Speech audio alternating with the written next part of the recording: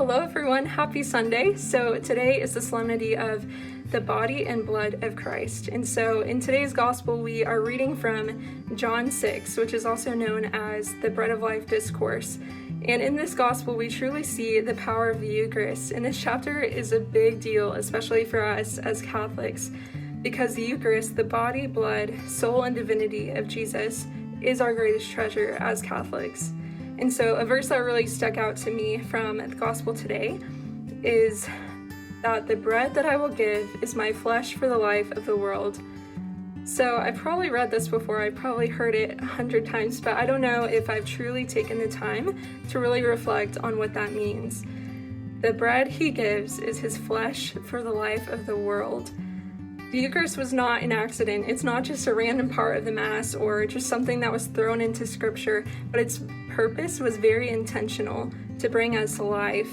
And so when we partake of the Eucharist, Jesus remains in us and we remain in him. And he is closest to us in the Eucharist. This is the greatest intimacy that we can receive with Jesus here on earth.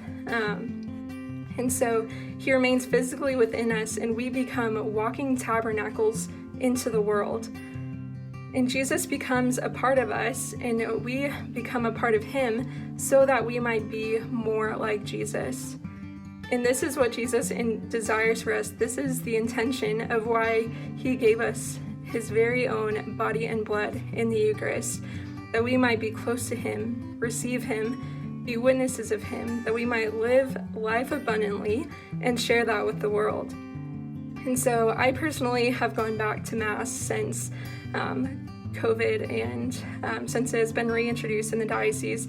And it's difficult. It's really hard to not get distracted by everything else that's going on with masks and social distancing.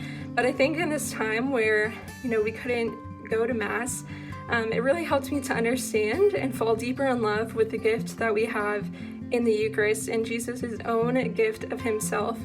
And so as Catholics, this reading shows us the greatest gift of our faith, the Eucharist. And so Eucharist means thanksgiving. And my question for you today is, are you truly thankful for the Eucharist? Do you look forward to this gift in the Mass, or do we kind of switch into autopilot and go through the motions when we receive the Eucharist? Are we truly aware of the gifts that we receive when we receive the Eucharist? And so I encourage you today to really dive into this gospel, to dive into John 6 and the Bread of Life Discourse, to seek to have your heart truly transformed again and again by the beauty and the power found in the Eucharist. So from all of us at Prince of Peace, happy Sunday. Know that we are praying for you.